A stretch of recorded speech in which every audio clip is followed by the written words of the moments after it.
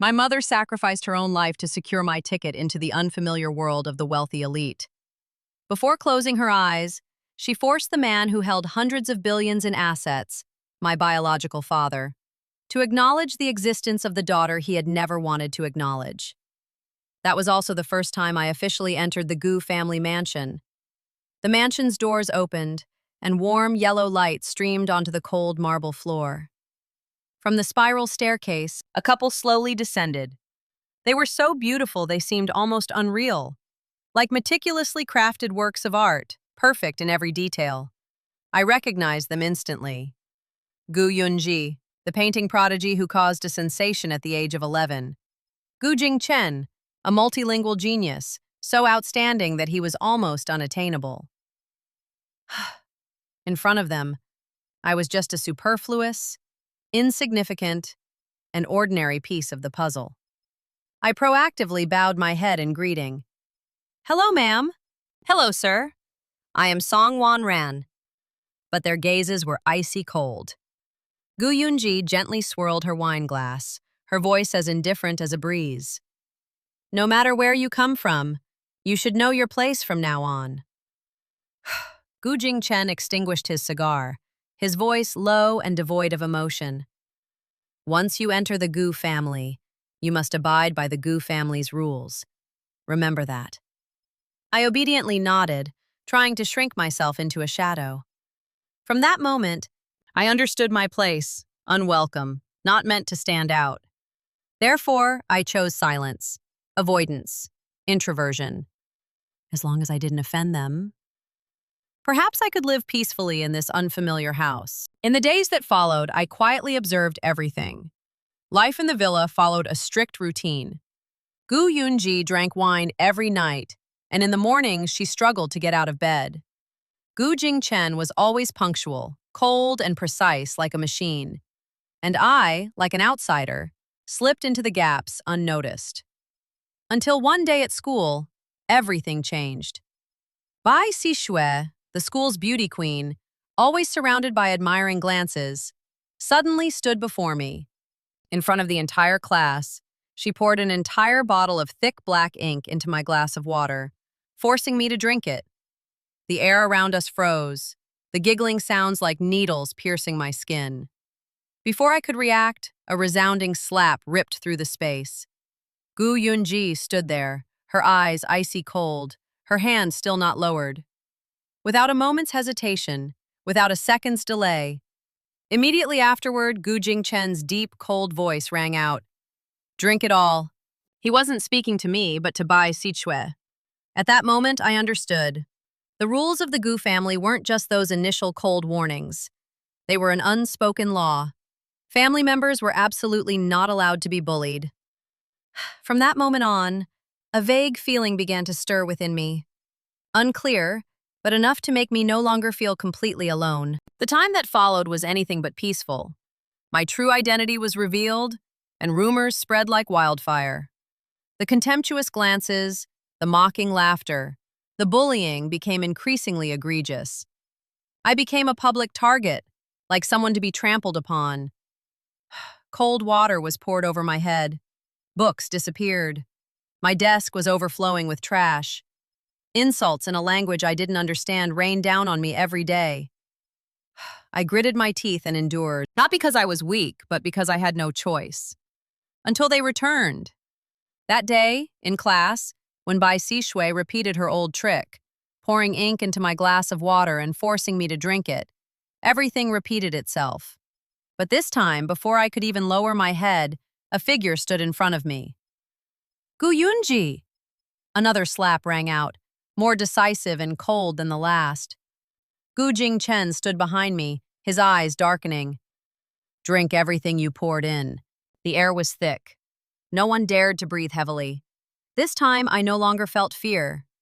Only a strange feeling welled up in my chest, warm yet painfully overwhelming. Family. Those two words, for the first time in my life, someone said them to me. But behind the glitz and glamour of the Gu family lay a cruel and chilling reality.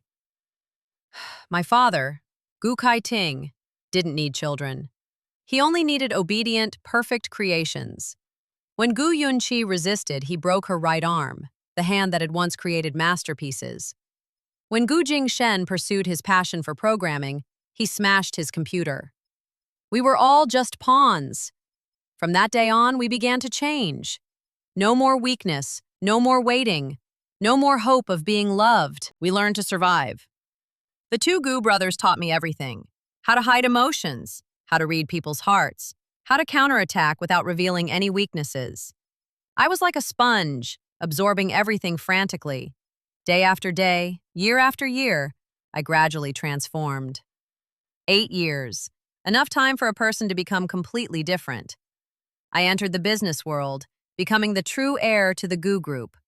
Not because of family ties, but because of my abilities. I defeated those who had been groomed for generations, gradually seizing complete control of power. And my father, who once stood above all, ultimately fell. A stroke, a quiet end. Years later, when everything was settled, I stood in the blazing sun looking at my hands. The hands that once trembled when holding a glass of ink now held the reins of an empire. The phone rang. It was Gu Yunji. Her voice trembled with joy. "Your hand can be surgically restored." My heart tightened, then relieved. Before I could reply, another call interrupted. "Gu Jingchen." "Thank you," I chuckled, tears silently falling again. "Are you a robot?" "Always saying thank you." On the other end of the line, he was silent. But I knew we both understood. In this world, there are relationships that don't begin with familial affection, but end with something far deeper. I looked up at the sky. If there truly is retribution, I think, I've already received it. It's not a loss, it's that, finally, I have a family. After that phone call, I barely had time to think. The car sped through the bustling crowd, sunlight streaming through the windshield, so bright it made my eyes sting. But this time, the feeling wasn't pain or exhaustion, but a fragile glimmer of hope that had just begun to emerge. When I arrived at the hospital, Gu Yunji was standing in the hallway. She had lost a lot of weight. Her once delicate face now bore a pale hue, but her eyes shone with a rare brightness. It was the light of hope, something we had almost dared not touch before. I hurried over and hugged her tightly. "Sister!" Gu Yunji tightened her embrace, her voice as gentle as ever but trembling slightly. "The doctor said she can recover. Not completely, but enough to hold a pen." That simple sentence alone choked me up. Hold a pen. To others, it was perfectly normal. But for her, it was a dream that had been taken away for so many years. In the distance, Gu Jingchen leaned against the wall, his hands in his pockets, his eyes silently watching us. He didn't say anything, but I noticed his hands were clenched so tightly that the veins were clearly visible. He was always like that, not good at expressing emotions, but silently bearing everything. After a while, he finally spoke, his voice hoarse. "After the surgery, you have to start training again from scratch." Gu Yunji nodded slightly. "I know." The atmosphere suddenly became quiet, but no longer heavy as before. For the first time, the silence between us wasn't a distance, but a shared understanding. Time passed slowly but surely. The surgery was successful. Although she couldn't return to her former perfect state, little by little Gu Yunzi began to pick up a pen again. Initially, her strokes were shaky and distorted, lacking the delicate finesse of the past. But she didn't give up. I often sat beside her, watching her practice for hours on end. Sweat soaked her forehead, her wrists trembled with pain, but her eyes remained steadfast. Each time her strokes became a little more stable, she would smile faintly, a rare but surprisingly genuine smile. Sometimes I asked, "Aren't you tired?" She didn't look up, only softly replied, "Of course I am, but if I give up, then everything I've endured before would be meaningless." I remained silent. That statement wasn't just for her. It was for all three of us. In another corner, Gu Jingchen was also busy with his VR game project. After years of development, the game was finally complete. It wasn't just a commercial product. It was a world where he and Gu Yunzi had poured all their memories of their mother. On launch day, I stood in the control room, watching him wear the VR headset. his eyes so focused he almost forgot to breathe. When the system started up, the entire room was bathed in a pale blue light. A new world opened up. I stepped into that world too. It was a vast field, covered in white flowers. A gentle breeze blew, carrying a delicate fragrance. In the distance, a woman stood with her back to me. I walked slowly forward, my heart pounding strangely. When she turned around, I froze. Those eyes were exactly like Gu Yunji's, but gentler, warmer, as if they could embrace the whole world. She smiled. Nian Nian? Her voice was soft as the wind, yet clear as every word. I didn't know how to react. I only felt a stinging sensation in my nose. Why, do you know my name? She didn't answer directly, only looked at me for a long time, her eyes filled with affection. Thank you. Thank you for being there for those two children. I blinked, tears falling uncontrollably. But just as I was about to take another step, that figure gradually vanished like smoke. The world around me also began to blur. When I took off my glasses, the room reappeared before my eyes. Gu Jingchen stood opposite me, his gaze slightly questioning. What did you see? I hesitated for a moment, then gently shook my head and smiled. Nothing, it must have been a system error. He looked at me for a few more seconds, but didn't ask any more questions. Some things don't need explaining. Years later, when things had gradually settled down, I unexpectedly decided to visit Gu Kai-ting. He was no longer the powerful man he once was. His hair was white, his eyes dull, and he was confined to a high-end nursing home. When he saw me, he immediately flew into a rage, raising his hand to strike through the bars. If I had known, I wouldn't have acknowledged you. His voice was hoarse and full of resentment. I stood still, not flinching, calmly looking at him. Father, you should take care of yourself. He became even angrier, but the staff quickly restrained him. I turned and said softly, It seems his condition has worsened. Increase the treatment. They understood immediately. The shouting behind me faded as I stepped outside. The sunlight outside was dazzling, but it brought a sense of relief I had never experienced before. The feud that had lasted for so many years was finally over. I stood under the vast sky, shielding my eyes from the sunlight, watching the rays filter through my fingers.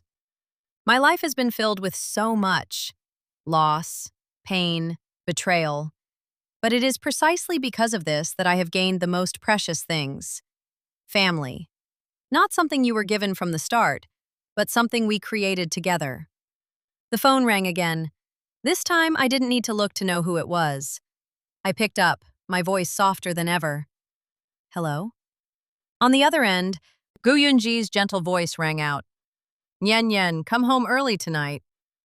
I smiled. Yes. A simple answer, but enough for me to understand. No matter how far I go, there's always a place to return to. And this time, I was no longer an outsider. That evening, I returned home earlier than usual. The villa was as quiet as ever, but it no longer felt strange or cold like it had when I first arrived. The soft yellow light from the living room seemed to be waiting for someone to return.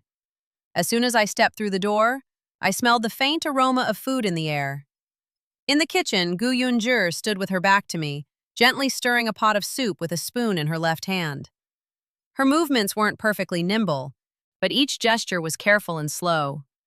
The light shone on her shoulders, making her figure appear much softer than her usual cold demeanor. I softly called out, "Sister?" She turned around, slightly startled, then quickly hid her slight embarrassment. "You're back? Go wash your hands, it's almost ready." Her voice was calm, but I noticed her ears were slightly red. I couldn't help but chuckle, stepping closer to look at the pot of soup. "Did you cook this?" "Yes." "Is it edible?" She glanced at me, her eyes carrying a hint of danger. "If you don't eat it, get out." I immediately raised my hands in surrender. I'll eat it, why wouldn't I?" Just then, a familiar voice came from behind. "If you don't eat it, I'll help." I turned around and saw Gu Jingshen leaning against the door, his arms crossed. His gaze was as cold as usual, but the corners of his lips curved slightly. "You know how to cook, too?" I teased. "I don't," he replied immediately. "But you know how to eat it." The three of us looked at each other for a moment, then burst into laughter. That moment was so ordinary, but it was also something I had never dared to dream of before. That evening's dinner wasn't elaborate, and some dishes were even a little salty, but no one complained. I took a bite, chewed slowly, and then nodded seriously. "Delicious!" Gu Yunji looked at me, her eyes showing a hint of skepticism. "Really?" "Really?" She was silent for a moment, then lowered her head to eat. The corners of her lips curved slightly, very subtly, but enough for me to see. Across the table, Gu Jingchen said nothing, just ate quietly, but his eating speed was slower than usual, as if trying to prolong this moment a little longer. After dinner, I proactively got up to clean up. Gu Yunji tried to stop me, but I was quicker. "Let me do it. You've worked hard today." She looked at me for a moment, then said nothing more. Gu Jingchen stood up, walked past me, and whispered, "Don't break anything." I frowned. "Are you looking down on me?" He didn't answer, only smiled faintly. I stood there, still holding the bowl, suddenly feeling much lighter in my heart. The following days passed peacefully, a rare occurrence. In the morning, I went to the company, handling a series of complex tasks. In the afternoon, I sometimes stopped by Gu Yunji's drawing room, watching her practice each brush stroke. In the evening, the three of us rarely sat together, but just being in the same space was enough to bring peace to our hearts. Once, I accidentally walked past Gu Jingchen's office. The door wasn't completely closed. Inside, the screen light shone on his face. He was sitting in front of the computer, his eyes focused, his fingers moving quickly across the keyboard. On the screen were complex lines of code that I didn't fully understand, but I could sense the meticulousness and perseverance in every detail. I stood outside the door for a while, not going in. It wasn't out of shyness, but because he didn't want to break the moment. After a while, he spoke, without turning around. "What are you doing standing there?" I jumped, stepping inside. "You knew I was outside?" "Your footsteps were so loud, it would be hard not to know." I pouted. "If you didn't say anything, who would know?" He stopped what he was doing and turned to look at me. "What's wrong?" I hesitated for a moment, then asked, "What will happen to your game in the future?" He was silent for a few seconds, then replied, "I don't know." I was slightly surprised. "You don't know?" One afternoon while I was working, my secretary came in to announce a visitor. I looked up, slightly surprised to see who was standing at the door. It was Bai Si Shui. She no longer had her usual arrogant demeanor. Her face was pale, her eyes averted. When she saw me, she slightly bowed her head, her voice so low it was almost inaudible. "I came to apologize." I leaned back in my chair, silently observing her. Time truly can change many things. "Apologize for what?" I asked. She bit her lip, her hands clenched tightly. "Everything I did before." The office was silent for a few seconds. I didn't answer immediately, not because I was angry, but because I realized I no longer felt anything. The pain of the past, the humiliations, the trampling, all of it had become a thing of the past. Finally, I just said, "Knowing you're wrong is enough." She looked up, slightly surprised.